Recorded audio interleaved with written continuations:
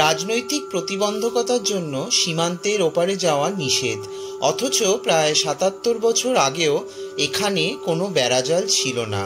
কিন্তু আজ শুধু বই পড়ে আর সিনেমা দেখেই এই মহাতীর্থের স্বাদ এবং অনুভূতি নিতে হয়।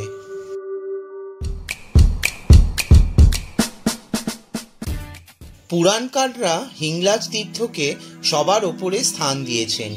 এখানে দেবীর ব্রহ্মরন্ধ্র বা মাথা পতিত হয়েছিল, এই ব্যাপারে কোনো দ্বিমত নেই। দেবী এখানে কোট্টরা এবং ভৈরব হলেন ভীমলোচন। পাকিস্তানের করাচি শহর থেকে ৯০ মাইল উত্তরে বালুচিস্তানের মরুভূমিতে এই হিন্দু তীর্থের অবস্থান। মরুভূমিতে মরুদ্যানের মতোই তীর্থযাত্রীকে আকর্ষণ করে। মরুস্থলের চারিদিকে প্রায় ৪,০০০ ফুট উঁচু হিংলাজ পাহাড় বেষ্টিত, তারই মধ্যে এই মহাতীর্থ। এই পর্বত ভেদ করে হিঙ্গুলা নদী বয়ে গেছে, যদিও বর্তমানে সেই নদীতে প্রায় সারা বছরই জল থাকে না। এই অঞ্চলে গন্ধকের প্রাধান্য বেশি বলে মনে হয়, কারণ যাত্রাপথে বেশ কয়েকটি উষ্ণ প্রস্রবণ অতিক্রম করতে হয়। রাস্তা খুবই দুর্গম, রৌদ্রতাপে গরম বালিয়াড়ির ওপর দিয়ে যেতে হয়। তার ওপর পথে পানীয় জল এবং খাদ্যের খুবই অভাব। হঠাৎ হঠাৎ মরুঝড় এসে জীবন বিপন্ন করে তোলে। যানবাহন বলতে একমাত্র উট, তাও আবার নারী ও শিশুরা ছাড়া কারো সেই বাহনে যাওয়ার অধিকার নেই। তাছাড়া বর্তমানে পাসপোর্ট ভিসার ব্যাপার তো আছেই। হয়তো সেই জন্যই তীর্থযাত্রীর সংখ্যাও দিন দিন কমে যাচ্ছে।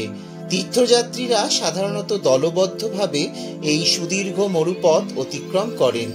এদের একজন নেতা থাকেন, যাকে ছড়িদার বলা হয়। পীঠদেবীকে প্রার্থনা জানিয়ে তাই বলি, মা তুমিই পারো এই দুদেশের মধ্যে শান্তি ফিরিয়ে আনতে।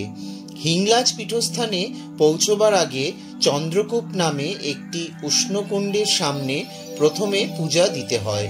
এই উষ্ণকুণ্ড অনেকটা পুকুরের কাদাগোলা জলের মতো। এর কাদা জল সবসময় অনেকটা বড় কড়াইতে ঠাকুরের ভোগ রান্নার মতো ফুটছে।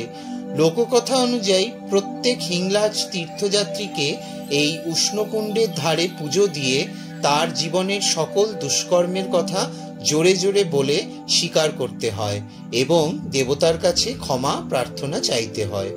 চন্দ্রকূপের পর যাত্রীদের অঘোর নদী পার হয়ে মূল পীঠে আসতে হয়। তবে এখানে দেবীর কোনো মন্দির বা মঠ নেই। দেবী পর্বত গুহার মধ্যে বিরাজিতা। যাত্রীরা একে একে গুহার অভ্যন্তরে প্রবেশ করে প্রদীপের আলোয় দেবী দর্শন করেন। তবে দেবী দর্শন করে দেবীর আকৃতি বা রূপ সম্বন্ধে বলা বারণ। তাই দেবী হিংলার মূর্তির বর্ণনা তেমনভাবে নেই, যদিও কোনো কোনো গ্রন্থে বলা হয়েছে দেবী জ্যোতিরূপে প্রকাশিতা। কিন্তু ঠিক কি দর্শন হয় গোপনীয়তার জন্য তা জানা সম্ভব হয় না। এই দেবীর পূজার মূল উপকরণ সিঁদুর এবং প্রসাদী হল শুকনো ফল। অন্যান্য দেবীপীঠের মতো এখানে কোনো দোকানি পূজা উপকরণ নিয়ে পসরা সাজিয়ে বসেন না। সেজন্য সব তীর্থযাত্রীকে পূজা উপকরণ এবং প্রসাদী সঙ্গে নিয়ে আসতে হয়। মা সিঁদুর এবং রক্তকরবীর ফুল পছন্দ করেন।